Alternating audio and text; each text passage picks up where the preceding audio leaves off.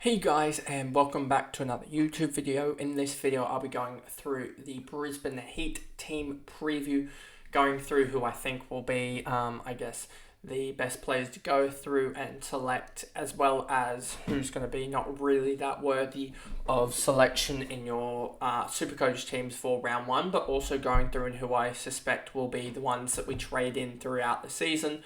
I know that that's not going to be final because there's obviously potential to be injured, form slumps, etc. like that, but you can get the general gist of who you want and where you want them selected.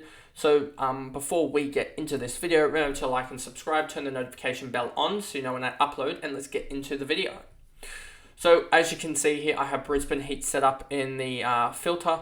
If I was to hide my camera, if you look here, I believe, yeah, there you can see that it is set up for the Brisbane filter and nothing else.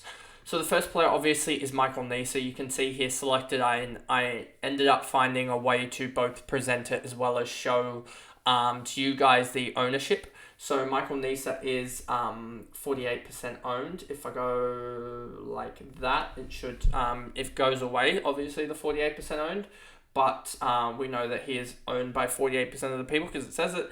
And it also is a 99% starting in a one person, or probably multiple people obviously have him on the bench, but that's obviously probably going to change by round one.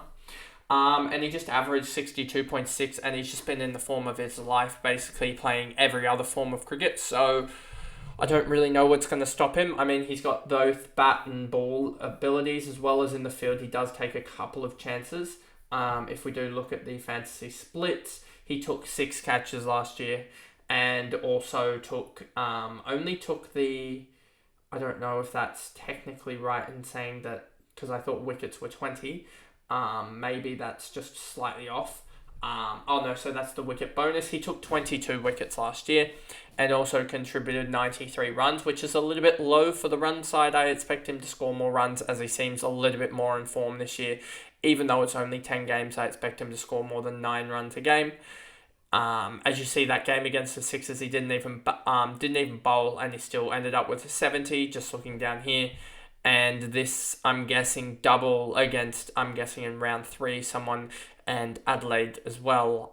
He ended up with a 120 in the wickets, which would be 6 wickets. He had a 10 wicket bonus as well as 27 dot balls. It's hard to get 27 dot balls and 24 ball spell. So that's definitely a double. And you can see 208 points in itself because he also contributed 15 runs with the bat and also got economy rate bonus and a catch or two. I think that's 2 catches. So yeah, he just looked primed to go well, and that's why I think at 194k you got to sort of fork out the cash for him, and that's why he's in my side at the moment. The only thing stopping him being in my side is probably if he doesn't play. That's the only thing that's going to stop me from picking him, just because they've got the triple and he is the best option. Then you have Colin Munro, and this is definitely an interesting one. What was his? Was his around 18.9% owned? That's 2,000 people. So we have a roughly 11,000 people in this comp at the moment. So, and that will probably ramp up, I'm guessing, towards the point of probably 13 or 14,000, I would suspect, for the Supercoach. But we'll wait and see on that one. But talking about Colin Munro, I do think he is going to have a better season than he did last year he averaged 50 in 8 games, but that was on the back of, it seems like, one good round. If we look at the 2021 stats, you'll see 11 games for 52, and I'm pretty sure that was on the back of his game against the Sydney Sixers. One of the games he had against them, he did actually score a massive amount just because he played at North Sydney Oval or something like that. So he smacked, I think, 67 off about 30 rocks or whatever, and that pretty much got him his points. I mean, admittedly, he did take a bunch of catches in that round, but that was one of the reasons why he did score so well in 2021, 2022. I'm pretty sure, or was it this year that it might have been also this year that he did that, but it could have been this round 7 that he did that. But I know he definitely did score one of his good innings against the Sixers against at North Sydney, where the game actually got rained out because of but in the end he still smoked it around and got out in about the fifth over for like 40, I think, or maybe he might have got 60 in about that 8 over mark. But regardless, I don't think he is that terribly much value. I mean, there could be value if I don't even know where, but he's 150 through 150 break even, so I don't think there's that much. I think there's definitely a chance that he doesn't even hit his break even, so I don't think he's going to be the player that I go for, just because he's a batter only, and batters can very easily struggle. Then you have Xavier Bartlett at 133k, and this is an interesting one because I don't know where he's going to bat in the order if he does play. I mean, he played, in 2022, 2023, he played 3 games. The season before that, he played 7 games to 71. I don't expect him to go back to averaging 70, as that seems like definitely an outlier season. So I just think he's a no-show for this one. This year, as you can just see here, he was dropping in price last year. He started at 208k, which is one of the most expensive players last year, and just didn't show up.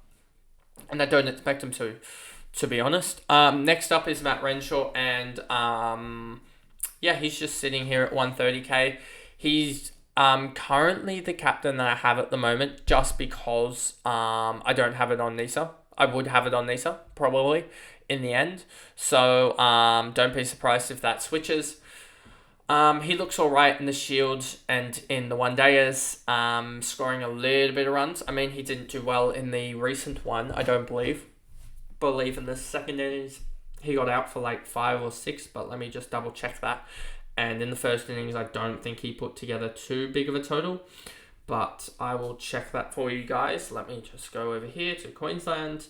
First innings he put on 26, and the second innings he got 3, so that wasn't the best game for him, but he seems still on fire in like the one-dayers and stuff, so hopefully he can transport that over to the other white ball format, and that's why I have him selected, as he's a batter and a bowler, and he should do alright. I mean, I wouldn't be surprised if he bats like 3 or 4, to be honest, and as you can see here, he didn't play throughout that. Was he included? That was because he was included in the SCG test, and then he came back and did pretty well, and I think he's on for a better season this year. I mean, he averages around that 50 or so marker.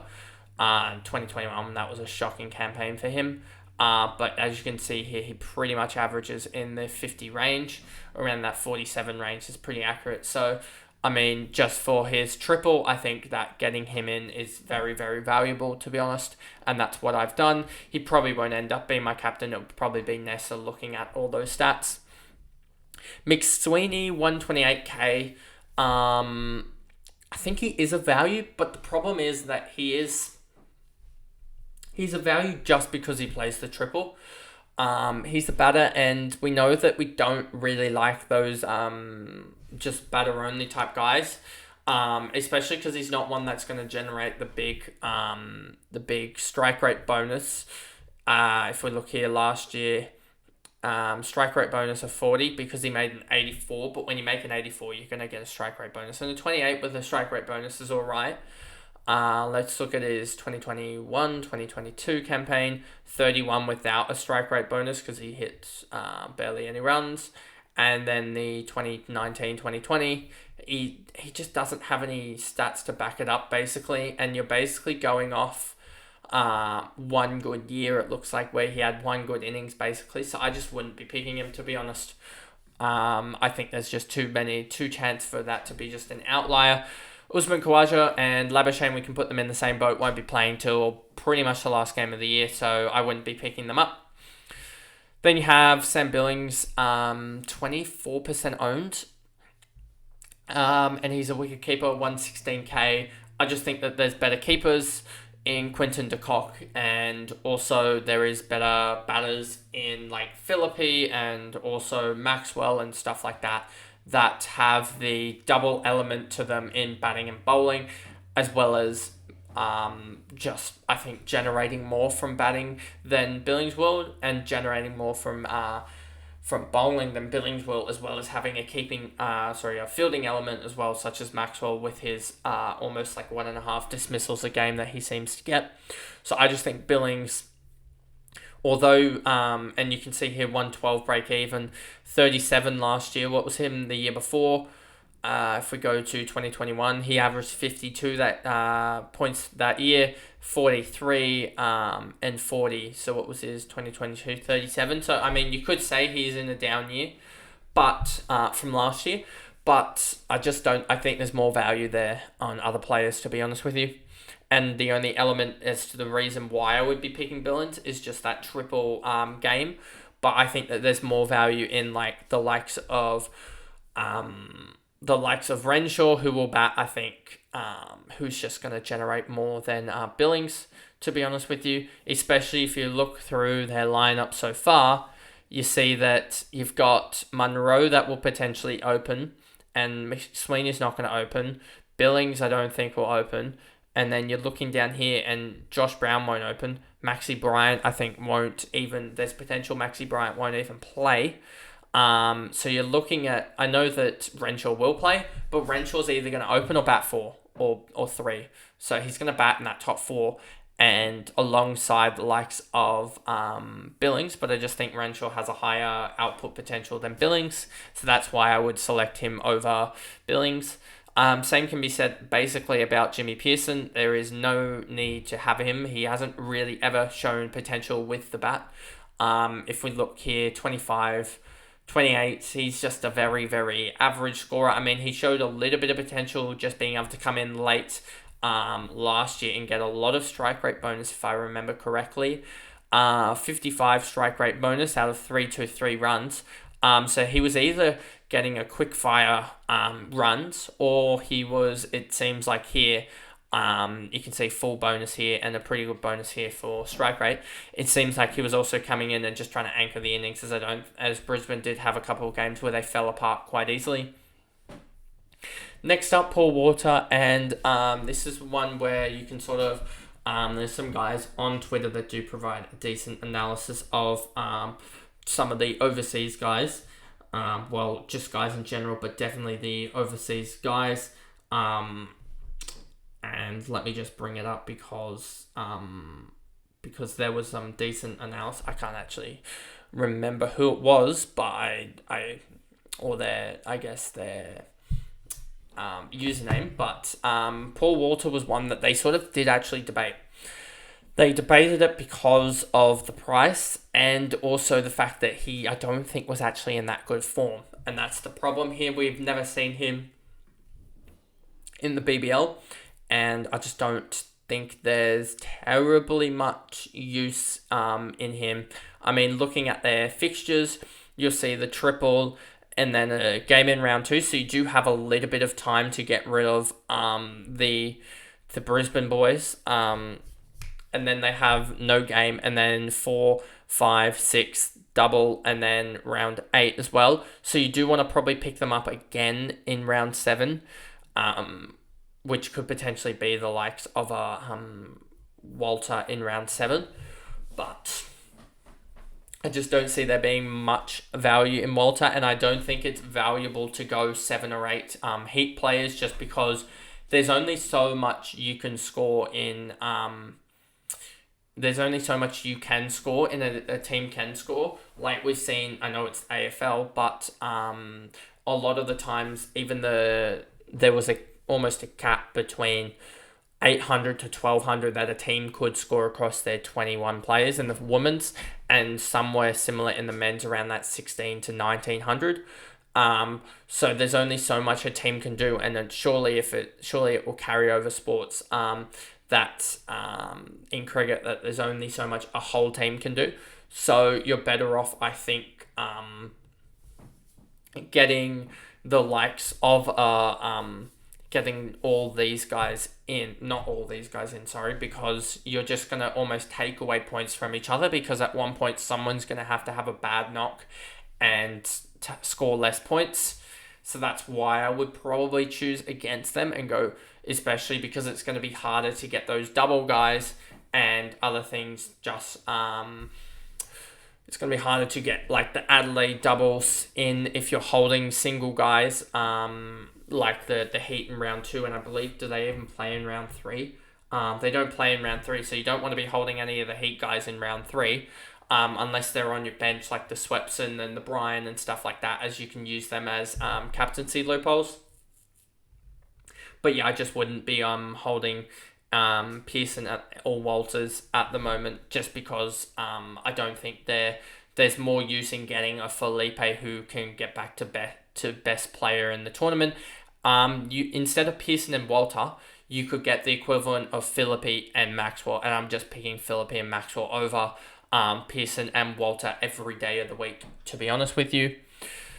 Kuhnemann, 104k, and this is an interesting one, as I do think he is a decent bowler, but if we look at his 2022, 21, 22 stats, you look here, 24.7, 2021, 27, and there's nothing, and then 36. He's not really that type of guy that's going to give you that big performance, and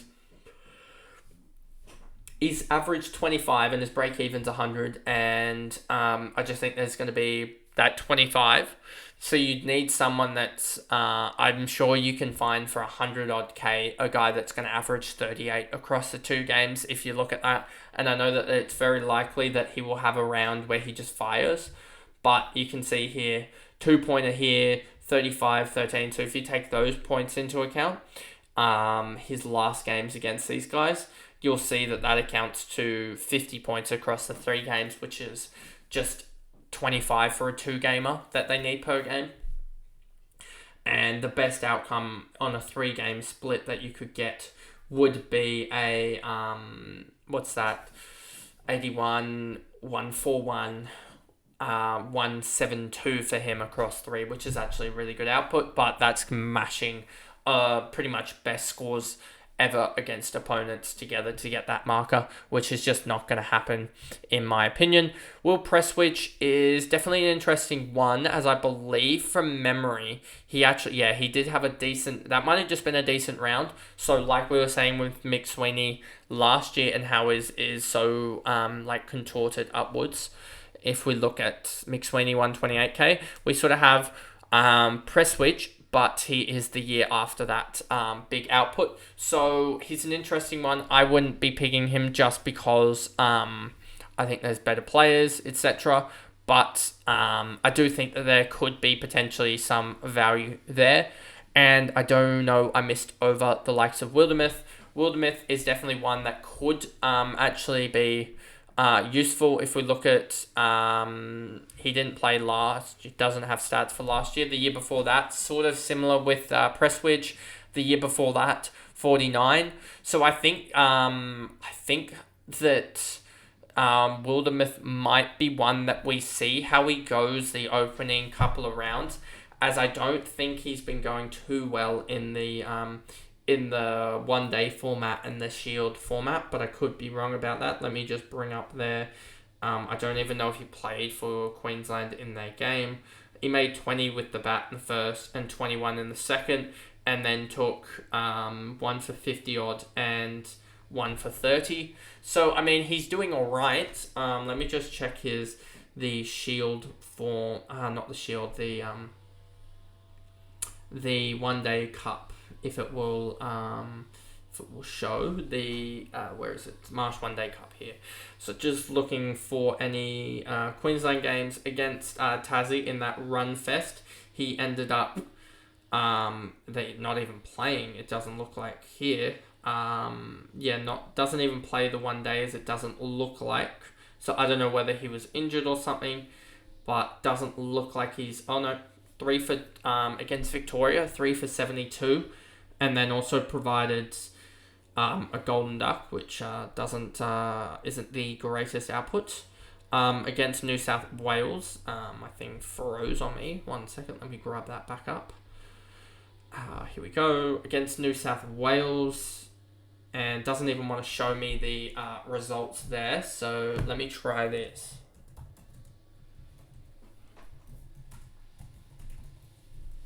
Let me try and bring you the stats for this. Here we go. This is the game that I was trying to look up, and you'll see he provided 9 off 12 with the bat, and also provided 2 for 50 with the ball, so he is getting output. I do think there is a chance for him to actually score well. I just wish he was a little bit cheaper. I wish he was, if it was Mitch Swepson's price, I probably would punt on him actually doing well. But we'll see their opening lineup, I guess, and see if he is actually an option. Potentially use extra cash to have him on the bench, because he could just fire on the bench for 1 or 2 games and get up towards that 100k marker, which will be decent cash gen. Josh Brown here, 88k, and an interesting one. I believe he did play pretty well. Was it? He didn't play the greatest. It was just that sort of one game against the Sixers where he played well. So whenever they play the Sixers, I'd be grabbing them. But they don't play the Sixers in a double, so that sort of negates that and sort of negates Josh Brown's impact. I don't even know if he'll line up, to be honest. I think he will, but that's not certain. Swepson is an interesting one as well. That's had some people wondering if he actually is an option. And the thing about him is he's not going to get the strike rate, the economy rate bonus, sorry. He's not really going to get the dot ball bonus. So you're basically hunkering him on. And if, say, he plays 3 games, I expect him to have at least 1 catch in that time. So for me, he's just going to be on the bench. And he's probably going to need a wicket a game, to be honest, to get there. And I think he can do that. And I think he... but we'll even see if he might even be with the Aussie squad, to be honest. So he might need to find another bowler option. But I think at the moment he is a good option just for some cash gen. Although it might only be 10k, that might just be enough. Maxi Bryan, I think, could actually have a kickback type of year. He had 21 the year last year, 32. So I think he could average. I mean, he's shown that he can average up to 45. So if he can get back to scoring 45s a game, then I think we're in for it. But I think it just almost basement price to have a guy so it's more experience and stuff. I think is better than the likes of Darcy Short, who just hasn't turned up at all. And then Jack Wood, I don't even know about him terribly much, to be honest with you. So your guess is as good as mine with him. And to be honest with you, that's why he's selected in 1.1% of teams, because he is sort of, I guess, just a rookie price, and some people just needed that. So that pretty much sums up the video there of the Brisbane team preview. Around about the same length as the Adelaide one, around about that 22-minute mark. And yeah, so that pretty much is the video, and you'll probably see me at the moment, because I'm just planning some other in-depth videos on the AFL front before the draft. So you're probably just going to see me smash out the 8 or so videos for the team previews in the next 8 or so days. And then we'll get to hopefully some draft content as well, as after things sort of ease up a little bit. Just need to get through the next couple of days for that. Anyway, that's the video, and I'll see you guys in the next one. Bye, guys.